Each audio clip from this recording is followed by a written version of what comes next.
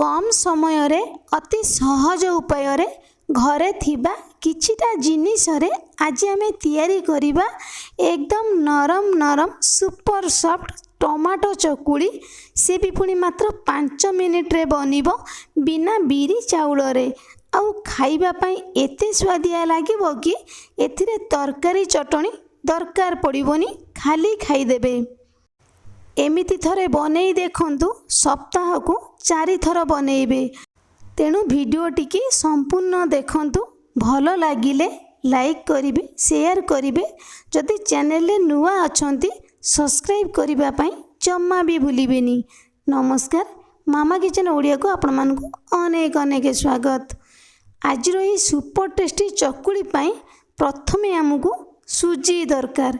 जेकोसी cup हो बा glass हो आपण माने सेट करके ही नेबे, कहीं ना चकुली आमर एकदम सुपर सॉफ्ट बनिबो।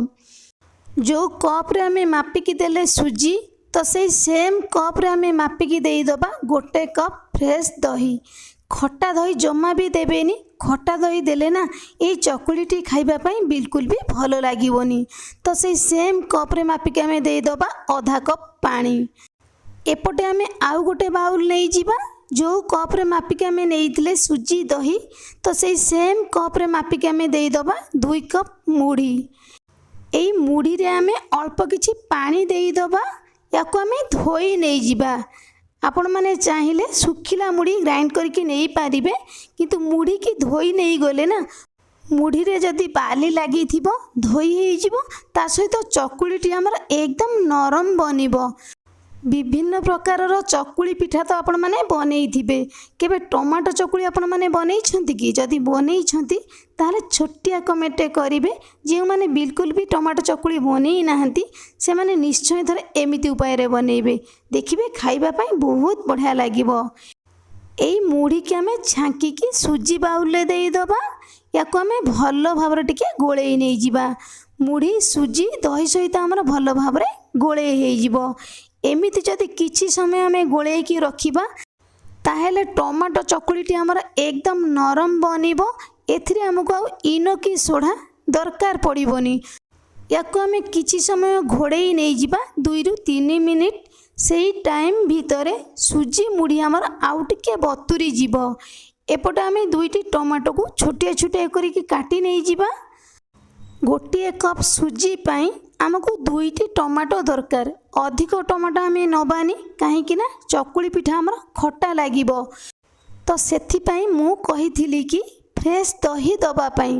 फ्रेश दही देले ना चकुली पिठा बिल्कुल भी खट्टा लागिबोनी, बहुत बढ़िया लागिबो खाइबा पाई। एपटे आमे ई टमाटो को मिक्सर जार रे देई दबा। सेथिरे आमे देई दबा बतुरेई की रखिथिबा सुजी और मुढ़ी को। सेम बाउल रे आमे अल्प किछि पानी देई एई मिक्सर जार रे देई दबा। तापरे आमे देई दबा आधा चामच जीरा, गोटे चामच लूण, 2 पाखुड़ा रसुण, गोटे कंचा लंका। राग आपण माने केतिकी खाइबे चकुली पिठारे, तो सेही अनुसार आपण माने कंचा लंका देबे। भलो कलर आसीबा पई एई चकुली रे आमे देई दबा आधा चामच काश्मीरी लंका गुंड। एथिरे आमे आ पानी दबानी, याको आमे ग्राइंड कर नै जिबा। एपटे गोटे बड़ बाउल आमे देई दबा।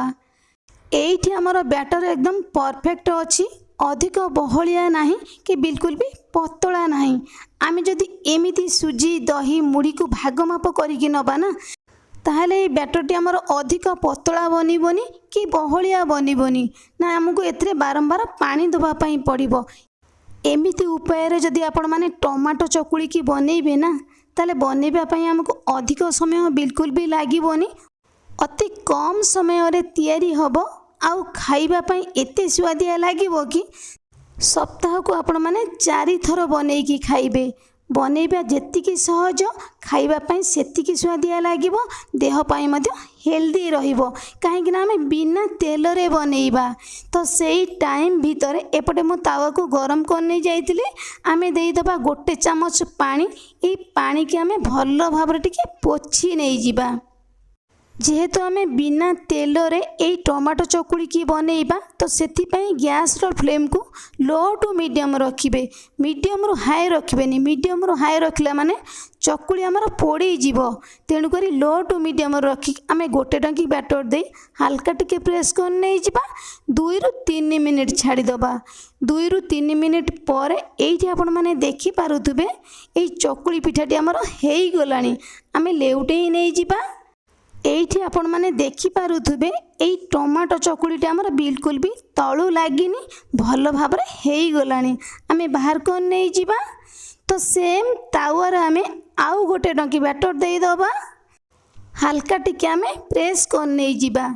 एमिति भी एई टमाटो चकुली के आपण माने जेकोनोसी ओसा बार पूजा व्रत रे बनै की खाई परिबे। एथिरे आमे रसुण देइचंती। जेकोनोसी ओसा बार पूजा व्रत रे बनेले आपण माने रसुण देबेनी किंतु खाइबा पई चकुलीटी भल लागिवो। रसुण देले चकुली पिठाटी अधिक टेस्टी लागिवो काहेकि ना रसुणर बास्नाटा चकुली रे हमर रहिवो। एबे हमर आउ गोटे टमाटो चकुली हेई गलानी। आपण माने देखि पारुथिबे तळु एठी बिल्कुल भी लागिनी। एई भली भाबरे आमे सबु टमाटो चकुली की बनेई नै जिबा। एबे हमर रेडी अति सहज उपाय रे कम समय रे बिना तेल बिरी चाउल इनो सोढ़ा रे भी सुपर सॉफ्ट टमाटो चकुली अति साधारण भावरे बनैले मध्य खाइबा पई एते स्वादिया लागिबो कि एथिरे कोनोसी तरकारी की चटणी दरकार पड़िबोनी। मु केमिति कोन टमाटो चकुली की बनैली आपण मान तो देखिले ताहले एमिति उपाय रे निश्चय थरे बनांतु। केमिति लागिला आपनक अनुभूति मो सहित शेयर करंतु। तेबे आजि पई रहिबी पुणी आसीबी आउ एक नुआ रेसिपी नै। से पर्यंत रहिबी। नमस्कार। जय जगन्नाथ।